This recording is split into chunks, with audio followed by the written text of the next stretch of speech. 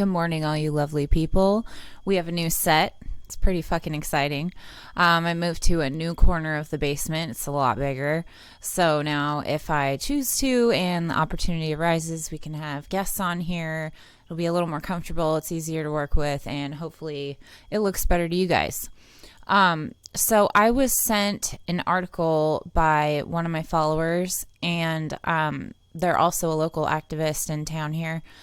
And it had to do with, there were people that were trying to reach out to me and just give me some of their feedback and their personal information, just dealing as activists here in town and otherwise. And so I was sent this article because I tried to respond to those people, and for some reason it wasn't posting. And so I contacted an activist in town, the one that sent me this, and they're also one of the page moderators for the page I was trying to post to, and they said that it wasn't on their end either. So then this article by The Intercept came out, and that activist sent this to me, and I thought I should bring it to everybody's attention because it's really important, and it goes along with everything I've been covering here at Backyard Politics. Make sure you subscribe to this channel, hit the little bell notification so that you are aware of every time a video drops. Make sure you like this video. It helps the algorithm, more people see it. I can't go live from the field on the streets until I have 1,000 subscribers because of YouTube. So that's how they censor people. So if you can help spread the word, get me to at least 1,000 subscribers, that would be so awesome. I noticed that I also have a few new Patreon members. Thank you. That is so cool. I will give you guys a shout out as soon as I check my Patreon and figure out who you are. But thank you so much. Thank you for supporting the show. So this is, like I said, from The Intercept. It's how cops can secretly track your phone. It says, since May, as protesters around the country have marched against police brutality and in support of the Black Lives Matter movement, activists have spotted a recurring presence in the skies, mysterious planes and helicopters hovering overhead, apparently conducting surveillance on protesters. A press release from the Justice Department at the end of May revealed that the Drug Enforcement Agency and the U.S. Marshal Service were asked by the Justice Department to provide unspecified support to law enforcement during protests. A few days later, a memo obtained by BuzzFeed News offered a little more insight on the matter. It revealed that shortly after protests began in various cities, the DEA had sought special authority from the Justice Department to covertly spy on Black Lives Matter protesters on behalf of law enforcement. I've covered this also, so go back to my previous videos. It goes on to say, although the press release and memo didn't say what form the support and surveillance would take, it's likely that the two agencies were being asked to assist police for a particular reason. Both the DEA and the Marshals possess airplanes outfitted with so-called stingrays or dirt boxes, powerful technologies capable of tracking mobile phones or, depending on how they're configured, collecting data and communications from mobile phones in bulk. Stingrays have been used on the ground and in the air by law enforcement for years, but are highly controversial because they don't just collect data from targeted phones, they collect data from any phone in the vicinity of a device. That data can be used to identify people, protesters for example, and track their movements during and after demonstrations, as well as to identify others who associate with them. They also can inject spying software into specific phones or direct the browser of a phone to a website where malware can be loaded onto it, though it's not clear if any U.S. law enforcement agencies have used them for this purpose. Although law enforcement has been using the technologies since the 90s, the general public learned about them only in the last decade, and much about their capabilities remain unknown because law enforcement agencies and the companies that make the devices have gone to great lengths to keep the details secret. Stingrays are routinely used as target suspects in drug and other criminal investigations, but activists also believe the devices were used during protests against the Dakota Access Pipeline and against Black Lives Matter protesters over the last 3 months. The Justice Department requires federal agents to obtain a probable cause warrant to issue the technology in criminal cases, but there is a carve-out for national security.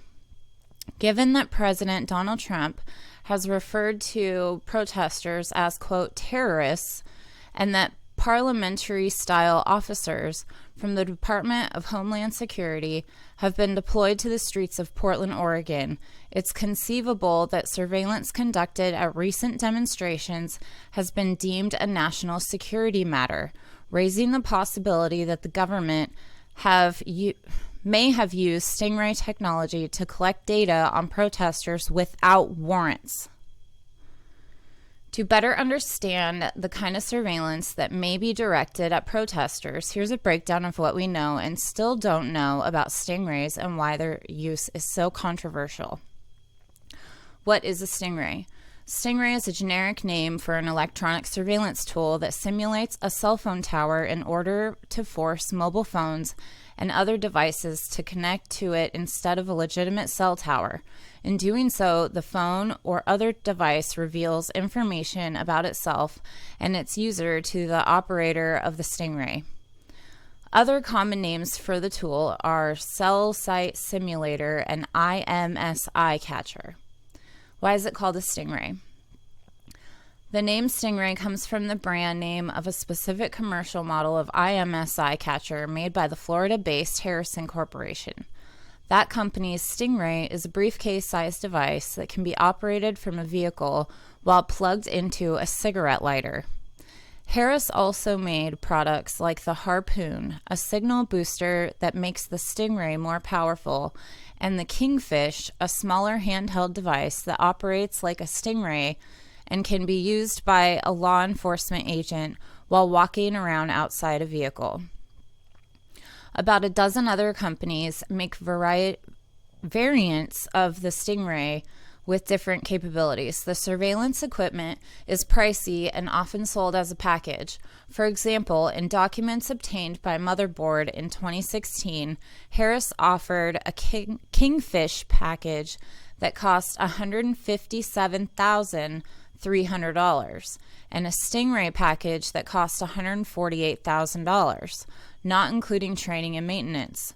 Documents obtained by the American Civil Liberties Union indicate that Harris upgraded the Stingray to a newer device it calls a crossbow, though not a lot of information is known about how it works. Separately, a classified catalog of surveillance tools leaked to The Intercept in 2015 describes other similar devices. So this is a photo of what the Stingray looks like. It says in the caption below the photo, Stingray 2, a cellular site simulator used for surveillance purposes, manufactured by Harris Corporation of Melbourne, Florida. How does the Stingray work? Phones periodically and automatically broadcast their presence to the cell phone tower that is nearest to them so that the phone's carrier's network can provide them with service in that location. They do this even when the phone is not being used to make a call or receive a call. When a phone communicates with a cell tower, it reveals the unique ID or IMSI number. It stands for International Mobile Subscriber Identity, associated with the SIM card in the phone. The IMSI number identifies that phone and its owner as a paying customer of a cell carrier, and that number can be matched by the carrier to the owner's name, address, and phone number. That's terrifying. A Stingray masquerades as a cell tower in order to get phones to ping it instead of legitimate cell towers, and in doing so, to ping it instead of legitimate cell towers, and in doing so, reveal the phone's IMSI numbers. In the past, it did this by emitting a signal that was stronger than the signal generated by legitimate cell towers around it. The switch to 4G networks was supposed to address this in part by adding an authentication step so that the mobile phones could tell if a cell tower is legitimate. But a security researcher named Roger Picaris Hover found that the authentication on 4G doesn't occur until after the phone has already revealed its IMSI number, which means that stingrays can still grab the data before the phone determines it's not communicating with an authentic cell tower and switches to one that is authenticated. That vulnerability still exists in the 5G protocol, says Hover.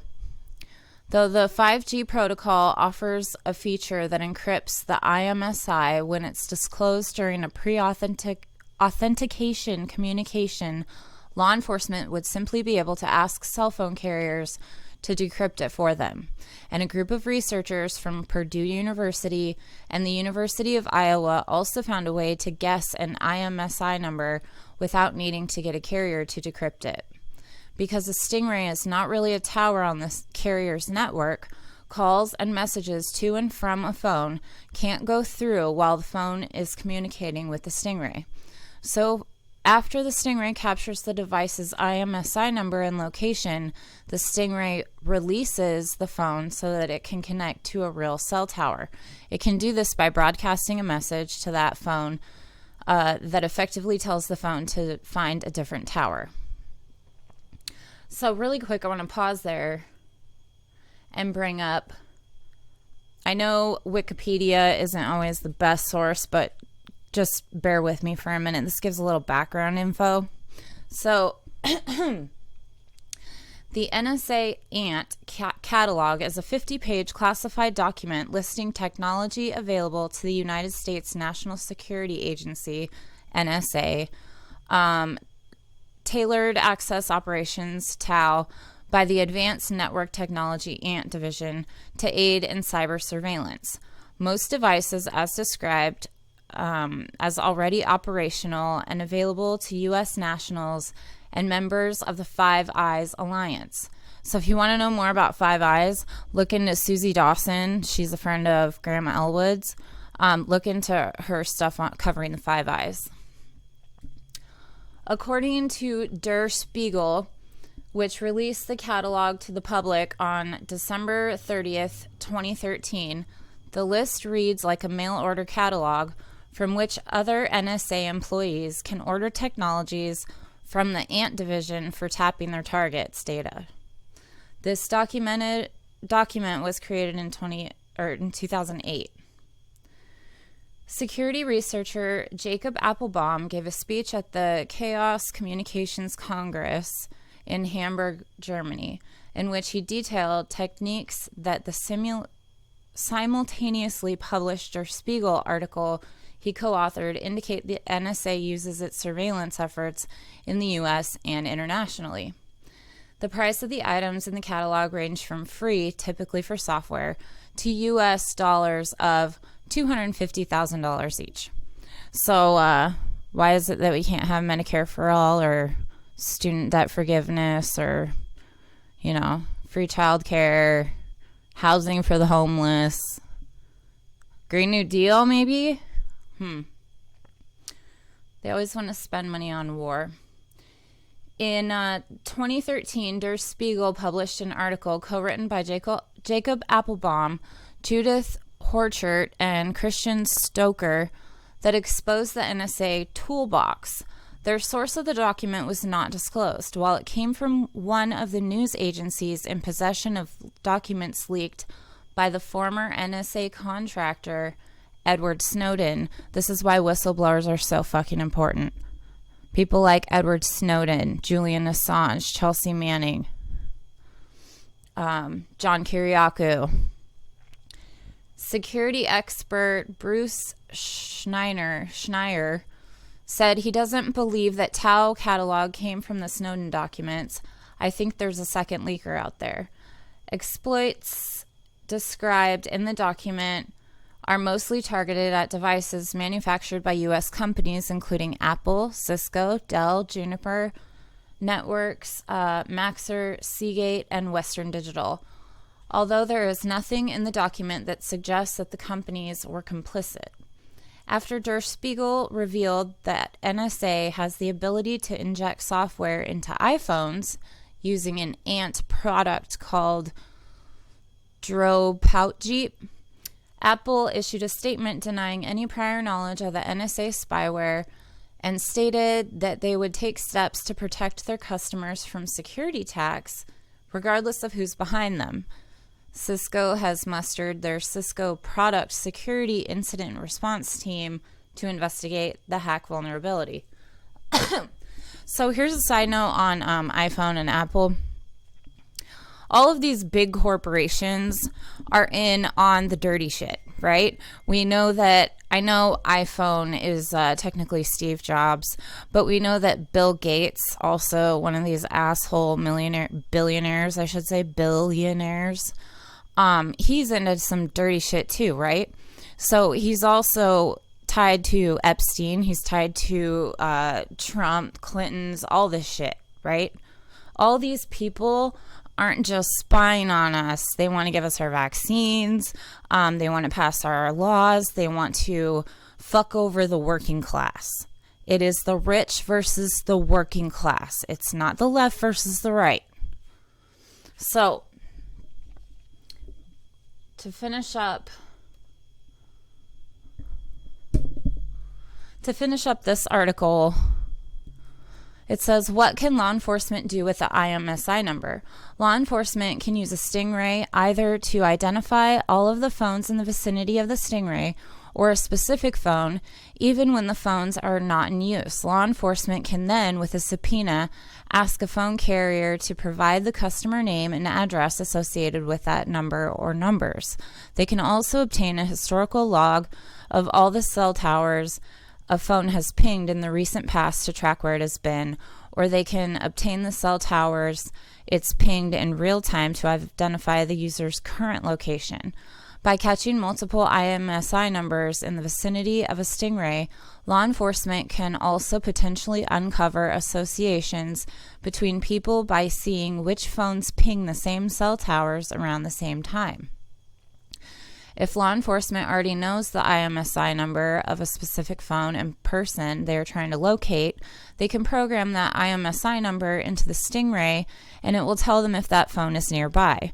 Law enforcement can also hone in the location of a specific phone and its user by moving the stingray around a geographical area and measuring the phone's signal strength as it connects to the stingray. The Harris Stingray can be operated from a patrol vehicle as it drives around the neighborhood to narrow a suspect's location to a specific cluster of homes or a building, at which point law enforcement can switch to the handheld Kingfish, which offers even more precision. For example, one law enforcement has narrowed the location of a phone and suspect to an office or apartment complex using the Stingray. They can walk through the complex and hallways using the Kingfish to find the specific office or apartment where a mobile phone and its user are located. Does the device only track mobile phones? No. In 2008, authorities used a Stingray and a Kingfish to locate a suspect who was using an air card, an internet connectivity device that plugs into a computer and allows the user to get online through a wireless cellular network. The suspect, Daniel Ringmaiden, was an identity thief who was operating from an apartment in San Jose, California. Ringmaiden had used a stolen credit card number and a fake name and address to register his internet account with Verizon. With Verizon's help, the FBI was able to identify him. They determined the general neighborhood in San Jose where Ringmaiden was using the air card so they could position their Stingray in the area and move it around until they found the apartment building from which his signal was coming. They then walked around the apartment complex with a handheld Kingfish or similar device to pinpoint the precise apartment Ringmaiden was using. So I want to take a minute and talk about some notes that I have set aside to talk about exactly what's going on.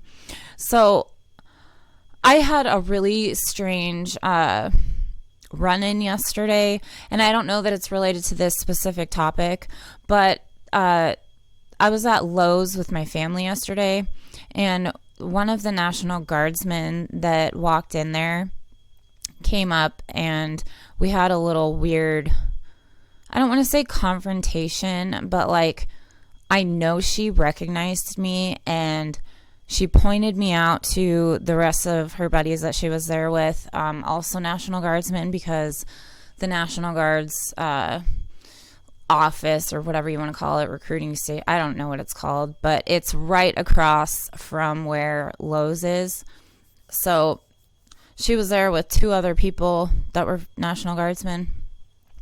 They pointed me out a couple of times, and then like my daughter noticed it, and it was really unsettling. My daughter was really upset and scared and wondered how people know who I am since I have a smaller channel, and it just didn't feel right. That mixed with the fact that since I've started covering the police brutality and Salem Police Department being corrupt as fuck, and Portland, my phone had gotten so fucking slow I could barely use the thing. I stopped getting notifications. I didn't get any messages. I got no emails at all. It showed a clean inbox, even though when I would log into my laptop, it was still full of all my original messages. It just quit. Like, and it still worked. Like, I could Google stuff, but it worked really slow. The Wi-Fi at the, excuse me, at the Portland protest, they cut the Wi-Fi up there. They have the capability and the power to do that. There was also the people that were trying to get a hold of me, which originally got me to this article. And then also, let's see here. Oh, so we know that federal aircraft was overhead of the protests here in Salem and in Portland and elsewhere, and then for the Black Lives Matter protests. And then we also know, I've covered both of these things, that Portland police were caught spray painting the license plates of protesters to identify them. So this isn't out of the question. This shit is actually happening. It's already, I mean, it's barely being reported on. It's not being reported on in the mainstream media, which is why you come to YouTube for your news. And I think that was all in my notes. I just want to finish this article really quickly.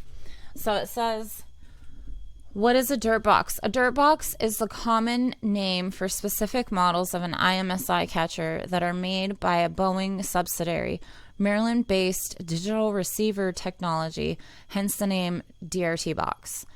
They are reportedly used by the DEA and Marshal Service from airplanes to intercept data from mobile phones. In 2014, Wall Street Journal article revealed that the Marshal Service began using dirt boxes in Cessna airplanes in 2007.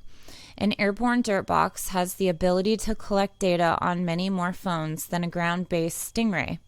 It can also move more easily and quickly over wide areas. According to the 2006 catalog of surveillance technologies leaked in 2015, models of dirt boxes described in the document can be configured to track up to 10,000 targeted IMSI numbers or phones. Stingrays and dirt boxes can be configured for use in either active or passive mode. In active mode, these technologies broadcast to devices and communicate with them. Passive mode involves grabbing whatever data and communication is occurring in real time across cellular networks without requiring the phone to communicate directly with the interception device. The data captured can include the IMSI number as well as text messages, emails, and voicemails. If that data or communication is encrypted, then it would be useless to anyone intercepting it if they don't always have a way to decrypt it. Phones that are using 4G employ strong encryption, but stingrays can force phones to downgrade to 2G, which is a less secure protocol, and tell the phone to either use no encryption or use a weak encryption that can be cracked. They can do this because even though most people use 4G these days, there are some areas of the world where 2G networks are still common, and therefore all phones have to have the ability to communicate on those networks. The version of stingrays used by the military can intercept the contents of mobile communications, text messages, emails, and voicemails, and decrypt some types of the mobile communication. The military also uses a jamming or denial of service feature that prevents adversaries from detonating bombs with a mobile phone. In addition to collecting the IMSI number from a device and intercepting communications, military-grade IMSI catchers can also spoof text messages to a phone, according to David Burgess, a telecommunications engineer who used to work with U.S. defense contractors supporting overseas military operations. Burgess said that if the military knows the phone number and IMSI number of a target, it can use an IMSI catcher to send messages to other phones as if they are coming from the target's phone, which is very fucking dangerous. They can also use the IMSI catcher for a so-called man-in-the-middle attack, so that calls from one target pass through the IMSI catcher to the target phone. In this way, they can record the call in real time and potentially listen to the conversations if it is encrypted, or if they are able to decrypt it. The military systems can also send a silent SMS message to a phone to alter its settings so that the phone will send text messages through a server the military controls instead of the mobile carrier's server. Can the device be used to infect phones with malware? Versions of the device are used by the military and intelligence agencies, can potentially inject malware into targeted phones, depending on how secure the phone is. They can do this in two ways. They can either redirect the phone's browser to a malicious website where the malware can be downloaded to the phone. If the browser has a software vulnerable, the attackers can exploit. Or they can inject malware from a stingray directly to the baseband of the phone if the baseband software has a vulnerability. Malware injected into the baseband of a phone is harder to detect. Such malware can be used to turn the phone into a listening device to spy on conversations. Recently, Amnesty International reported on the cases of 2 Moroccan activists whose phones may have been targeted through such network injection attacks to install spyware made by an Israeli company. U.S. law enforcement use of stingrays domestically is more curtailed, given that they, unlike the military, need to obtain warrants or court orders to use the devices in federal investigations. But there is little transparency or oversight around how the devices are used by federal agents and local police, so there's a lot that is still unknown. For example, whether they've been used to record the contents of mobile phone communications or to install malware on phones.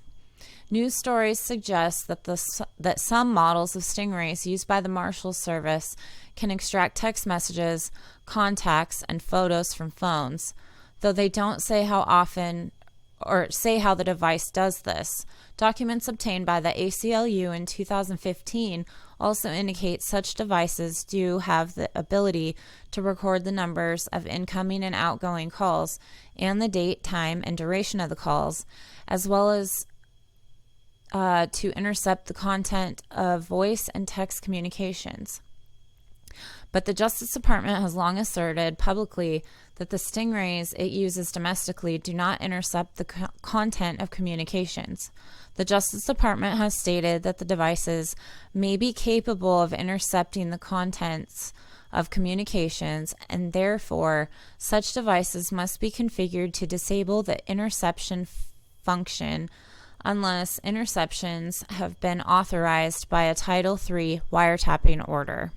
As for jamming communications domestically, Dakota Access Pipeline protesters at Standing Rock, North Dakota in 2016 described planes and helicopters flying overhead that they believed were using technology to jam mobile phones. Protesters described having problems such as phones crashing, live streams being interrupted, and issues uploading videos and other posts to their social media. So that being said, and everything that I told you, make sure that you subscribe to this channel, hit the bell notification so you know when every video drops. This is why you come to YouTube for your news. Nobody on CNN, MSNBC, or Fox is going to cover this shit because it goes against the war narrative. It goes against what the government wants you to think. Okay? So, hit the like button. Have a great day. I love you all. Medicare be with you.